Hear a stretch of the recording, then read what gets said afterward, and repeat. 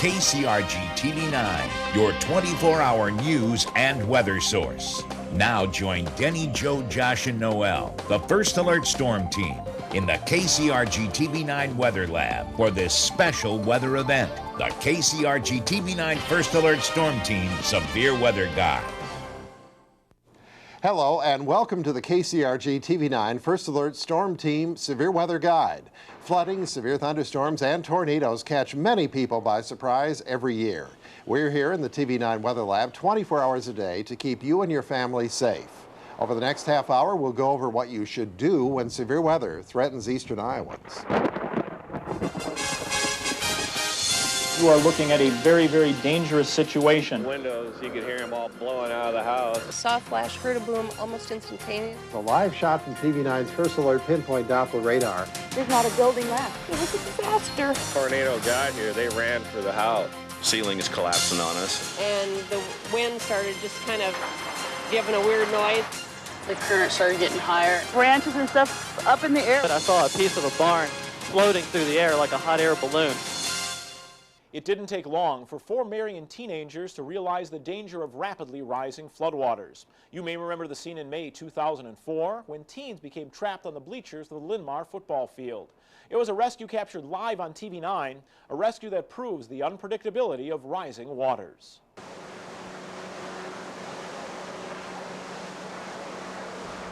May 21st, 2004. It began just like any other.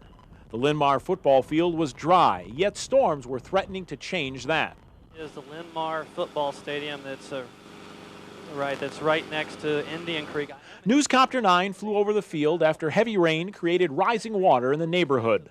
A return visit just minutes later found the field completely flooded and 4 teenagers completely surrounded. We have an emergency situation that's going on right now. As we were getting ready to leave, we had wasted so much time just swimming around. The current started getting higher and faster, and we just got trapped in. We didn't have a way to get out. An afternoon of adventure soon turned into a full-scale rescue operation led by the Marion Fire Department. When we got there, we didn't know whether the water was going to keep rising, whether it was going to go down, as far as whether it would be safer to wait and let the waters go down and get the kids. The creek, turned into a river, is actually a place the boys swim often. Now it was a swimming hole out of control. We had to go get them because we couldn't get to the kids to see if they were injured at all, if there are any other problems that were going on. The water on the football field was several feet deep, and it's the Indian Creek that collected that water that turned this football field into a raging river. Rescue crews considered their options and decided to establish a safety line to the victims. At the same time, they dealt with floating debris and the threat of the waters rising even higher. Just to walk sideways because the current, when it hit us, is strong. And then, like, when I first got in, like, a couple of the steps were easy, and then the current started getting really hard, and, like, they had to keep a hold of us, and we were holding onto the rope. And then, like, once we got to the fence, then the fence part was easy, and then going across, like, it felt like you were going to slip a couple of times. Water rushing by, as far as it puts a lot of pressure on your legs to want to sweep you off your feet. The water was about waist deep, and that's about as deep as you can go to try to do that. One by one, the trapped teens were pulled to dry land. Luckily, no one was injured. It's a real-life example of how dangerous and unpredictable flooding waters can be. As you just saw, flooding can put you in grave danger. In fact, flash floods are responsible for the most weather-related deaths each year in the United States. Flash floods are caused by heavy rainfall in a very short period of time. Never drive through floodwaters. A small amount of water can carry a vehicle, plus the roadbed may become washed away from the current. About half of all flood-related deaths are because drivers decided to drive through floodwaters. Remember, turn around, don't drown. During a storm, loud thunder may make you jump, but the sound is harmless. It's the lightning that's the true danger.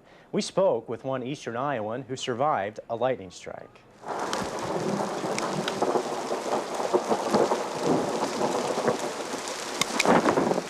When severe weather strikes, lightning bolts can be both beautiful and deadly. The lightning moves so fast that its victims don't know what's hit them. And they found my headphones and glasses in the mail on this hill, just laying down here. Lightning struck Becky Lloyd as she walked near her home more than 10 years ago. I was walking up the hill, and I was looking out over Iowa City thinking, boy, they're really getting drenched, and we missed it. And that's really about the last thing I remember. Becky says the next thing she remembers was walking to her front door. I was up at my front door trying to walk in, and I would put my hand on the doorknob, and it wouldn't move. I just had no dexterity in my fingers to move.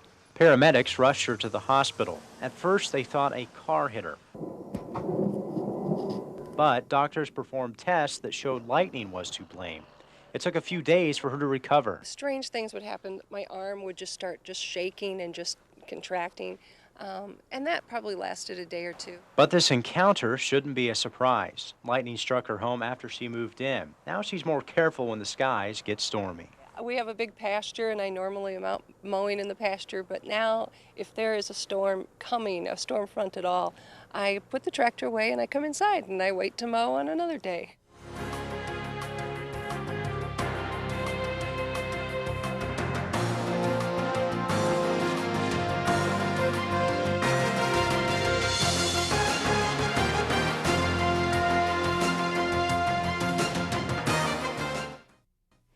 TV9 will warn you whenever severe weather is approaching, but what about when you're sleeping? Weather radios can sound an alarm whenever a warning is issued for your area. They come in a variety of sizes for home or portable use. Some can even be set to sound the alarm only when a warning is issued for your county. Now to one of your questions. I always hear Denny talk about storm warnings and tornado watches. What's the difference? Well, actually, that's one of the most common questions we receive, and the answer to it is really very simple. A watch is issued when conditions are right for severe weather to develop. Watches are in effect for several hours and cover large areas, usually an area of several states. Now, when you hear us talk about a warning, it means that severe weather is happening right now, and you need to head to your safe place. Simply put, a watch means to watch out for the possibility of severe weather. A warning means that you need to head to a safe place for you and your family right now. Well, one of the most important things we do as meteorologists is to educate youngsters about weather and weather safety. Now, we do this by taking our Weather Academy to a dozen schools each year. Meteorologist Noel Williams takes us inside one of those sessions. We're going to prove to you what happens when high pressure go what way the wind moves. At the TV9 Storm Team Weather Academy, we teach kids about weather basics. High pressure, low pressure, and fronts are introduced to the students. One of the experiments that you can try at home, but do it over a bowl, in the tub, over a sink, because you don't want to have that water fall out. We also have some fun with experiments that explain those topics. Ooh, that's a good one. Including an egg race, one of the kids' favorites.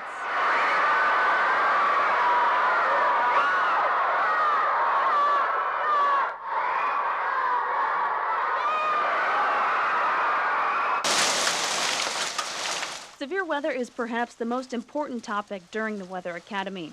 Students at Stewart Elementary in Washington are too young to remember the tornado that hit the town in 1998, but their teachers know why severe weather safety is important. I think the community of Washington is very aware of what to do because it has actually happened here, so it makes it a good awareness for the kids. What you need to do during a tornado is find your safe place. We like to get the kids' attention with some lighthearted fun.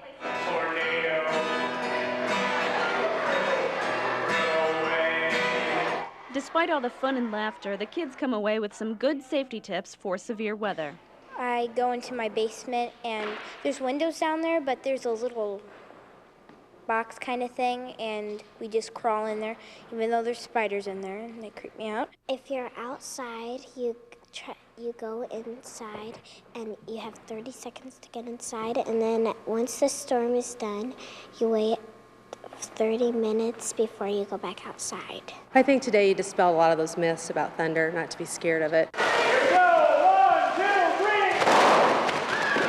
One of the tips we teach the kids at the Weather Academy is the 30-30 rule. If you are outside and you see lightning or hear thunder, take 30 seconds or less to get inside. After you're inside, wait for the storm to pass, then wait another 30 minutes before you go back outside. It's called the 30-30 rule, and it works for any thunderstorm. You may know children or have children or grandchildren that are afraid of storms, particularly tornadoes. Well, I've got a fun experiment that I'm going to do right now with my daughter Anna and my son Nicholas that will help them learn about tornadoes. And it's really something quite easy that you can do at home. It starts with 2-liter bottles from soda. You want to make sure that you clean them out good, take the label off, and cut off that small plastic ring that surrounds the top of each bottle. You also want to locate some food coloring, any color will work, and you want to find one of these. It's called a tornado tube. This tube will connect the bottles together, and you can get them at a science station, educational websites, or on the internet. If you can't find a tornado tube, you can put the bottles together with duct tape, but a tornado tube certainly works better. We begin by filling the bottle with water. Nicholas, let's take the bottle, and Anna, let's go to the sink. Now, Nicholas, what I need you to do is put some water in that bottle. Now, don't fill it all the way up to the top. Fill it only about 2/3 up, because we need to leave some room in that bottle in order to make the tornado spin inside that and the other bottle. Now, once that's bottled full, let's take it and bring it back to the table. Okay, Anna, what we need you to do is put about 2 or 3 drops of food coloring inside the water. And put it right inside there. And that just is fun to color the water so we can really watch it spin. What we'll do is take the tornado tube and we'll put it on one end of the bottle. Then we'll take the second bottle and connect it up. And because tornadoes really are rotating, we will take the bottle, tip it over, and give it a little bit of a rotation. And you watch in the top, and you'll find a tornado developing, or something that looks like a tornado called a vortex, in the top bottle. Kind of gives you an indication of what it's like when a tornado is developing and moving through the area. So again, that's a fun way to kind of teach your kids about weather. And severe weather especially fascinates both children and adults. And many times in the weather lab, we get asked questions about severe weather. In fact, here's one of our most frequently asked questions. I always hear about tornadoes hitting farms in rural areas. Could they hit downtown Cedar Rapids or Dubuque? Yes, tornadoes could hit cities like that. In fact, cities are no more protected from tornadoes than our rural areas. With that in mind, if you are in a city and severe weather threatens, you need to take the same safety precautions you would as if you were at home.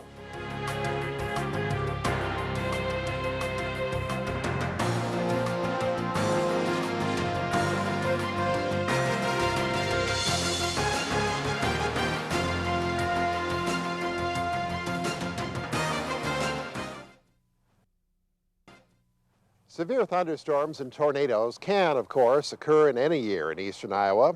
The neighbors here on Peace Avenue in northwest Cedar Rapids can tell you all about that. The scars have healed, but the memories have not.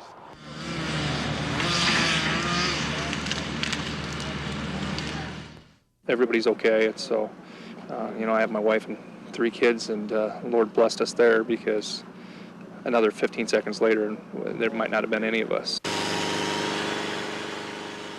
Peace Avenue was anything but peaceful in July of 2003. The tornado that hit here touched down earlier in Covington. 5 tornadoes in all rumbled throughout the area, damaging many homes, but no one was seriously injured. Black clouds, blacker than a hatter. Eastern Iowans were not so fortunate in 1968. The worst tornadoes in the state's history belted Charles City, Olwine, and other cities. 18 people died, and more than 500 suffered injuries. The storms damaged or destroyed some 2,000 homes and businesses. I see it. It's on the ground. I see it. I see it. I see it. Newscopter 9 pilot Bobby Ratliff sounded a personal alarm for the town of Washington as he tracked a 1998 tornado from the air. The twister that hit here did millions of dollars in damage, but there was no loss of life. We don't know whether to pick up big things, little things first, or what to do. We're just shocked yet. That's a tornado? That's it. That's what you're looking for. Oh, my God. In 1990, Worthington was also a town turned upside down. But like Washington 8 years later, many here listened as TV9 meteorologists told them to take cover quickly. It's dropped! In Dunkerton, a tornado just 5 years ago cut down a grain elevator and destroyed City Hall. Believe this scene right here. This is in the backyard of Penny and Steve Stinger. And no one was injured in or around Palo in May 2004 either. But these images are still very vivid for those Eastern Iowans who had to live through it. And finally, severe weather can create images that jar the mind. In 1984, a TV9 crew saw this cow in Mahaska County right after a tornado passed through. The animal was speared by a fence post driven by tornado winds. Unfortunately, tornadoes have hurt and killed Eastern Iowans. We believe it's probably no coincidence that the greatest number of injuries and deaths occurred in those severe thunderstorms of many years ago. The reasons are many, but primarily we're thinking that radars at the time could not pinpoint storms nearly as well, and frankly, stations like TV9 can now pinpoint those storms for you and sound the warning. Here are some of the worst storms of the last 50 years.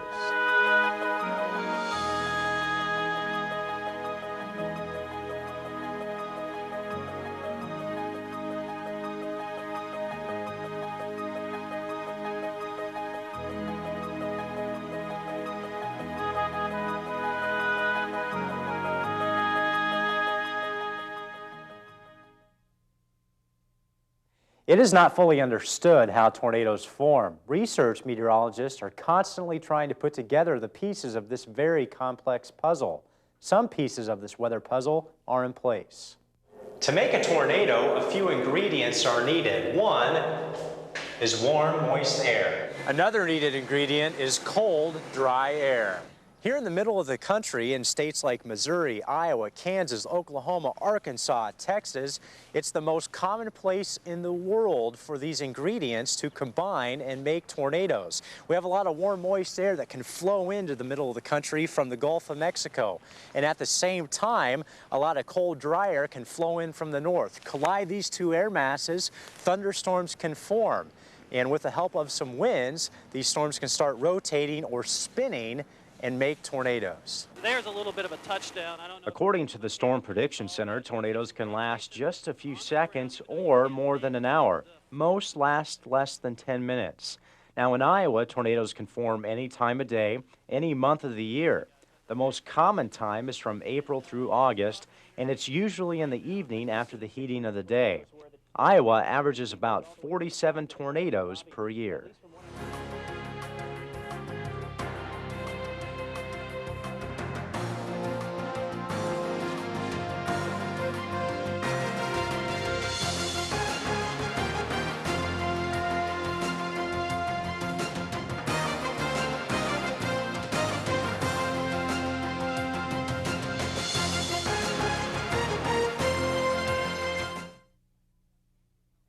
With that last fact or fiction in mind, we'd like to explain where you should go during a tornado warning.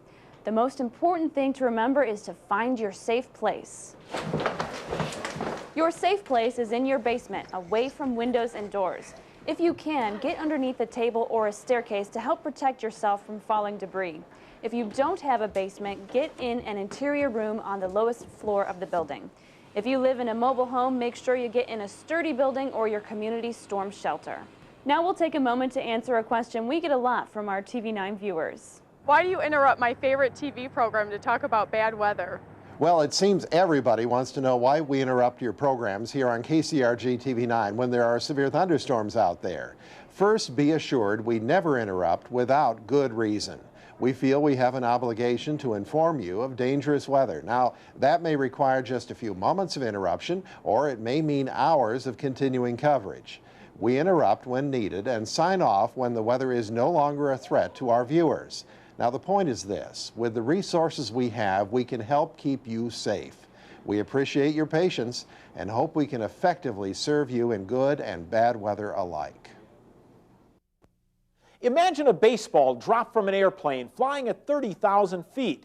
Imagine that baseball reaching speeds of 120 miles per hour as it falls to the ground. And imagine you're under it. That's exactly what happens beneath thunderstorms when hail is involved. Severe thunderstorms do contain hail, and in eastern Iowa, we see hail that is generally about 2 inches in diameter. However, even small hail causes about $1 billion worth of damage in the United States each year. And even the small hail that we see, for the most part, can cause significant damage to young and tender plants. Now, how does hail form? Well, it forms in the parent thunderstorm. What happens is a raindrop will develop and get carried in the warm updraft higher in the storm. As you go higher in a thunderstorm, the air gets colder and that drop freezes into ice. It then falls back down in the cold downdraft and starts to melt a bit. However, before it reaches the ground, we find it getting caught back up in the updraft and continues that process through the storm, each time putting on a new layer of ice. Finally, that hailstone will get large enough to not be carried back up into the storm and will fall to the ground, and that's when we see hail across eastern Iowa. In fact, if you take a hailstone and cut it open, it looks just like an onion with various rings. And that tells you how many times that hailstone has worked its way through the thunderstorm. Now, we said the average size of hail here in eastern Iowa is about 2 inches in diameter. However, the largest hailstone ever recorded fell in south central Nebraska in June 2003. It measured 7 inches across. So again, hail is something that we have to contend with in thunderstorms, especially severe thunderstorms here in eastern Iowa.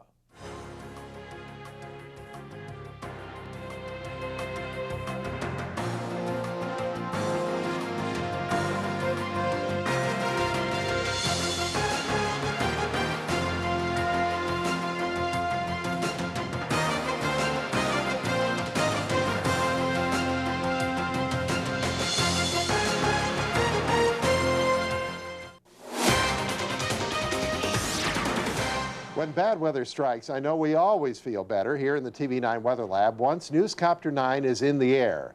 Let's go now to Captain Bobby Ratliff. And Bobby, tell us what you go through and how do you stay safe? Information is key to keeping you safe in the air and on the ground. Now, once the forecast for severe weather has turned into actual storms, real-time data is critical for everyone. And real-time means live.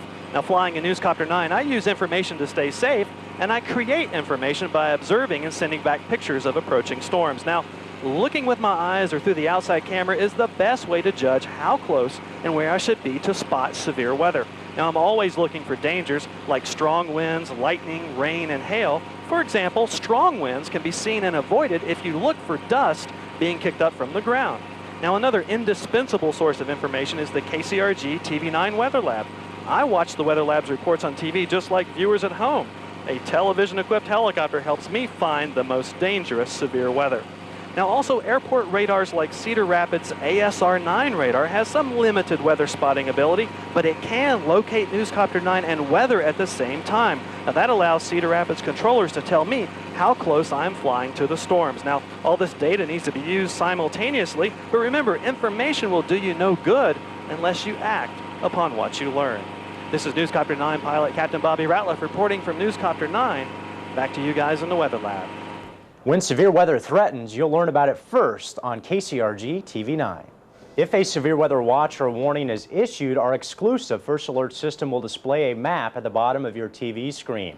The First Alert system will then automatically scroll the latest information from the TV9 First Alert Weather Lab and the National Weather Service. Counties under a severe thunderstorm watch are highlighted in green, while counties under a tornado watch are highlighted in yellow.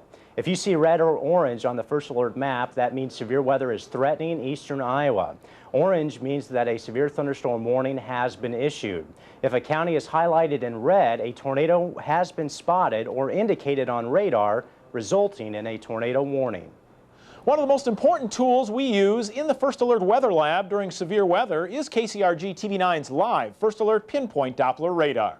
Our live radar is always scanning the skies of the Midwest with over 1 million watts of radar power, so you can see storms as they develop and head into Iowa. Our live radar can do a variety of things that will help tell you the weather story, including pinpointing right down to your street and your neighborhood. We can use our storm tracking technology to tell you when a storm will arrive in your town. When a severe thunderstorm warning or tornado warning is issued, it will instantly highlight the affected county on our live radar. The most important aspect about our live radar is just that. It's live. That gives you the most accurate view of thunderstorms. Time is important during severe weather. A few minutes, even a few seconds, can be critical to the safety of your family. That's why KCRG TV9's live First Alert Pinpoint Doppler radar is so important during severe weather. One way to measure a thunderstorm's intensity is by the amount of lightning it produces. In the TV9 Weather Lab, we use First Alert Lightning Tracker to watch storms as they develop into a potential severe weather situation. With First Alert Lightning Tracker, we also have the ability to show you threatening weather that is happening all across the United States. You can stay up to date with the latest weather conditions 24 hours a day on our website at kcrg.com. There, you'll find the latest First Alert forecasts, current conditions, and you'll find the latest images from the First Alert Pinpoint Doppler radar. You can also sign up for Personal Pinpoint Futurecast at kcrg.com. So remember, if there isn't a way to be by your TV, you can count on kcrg.com.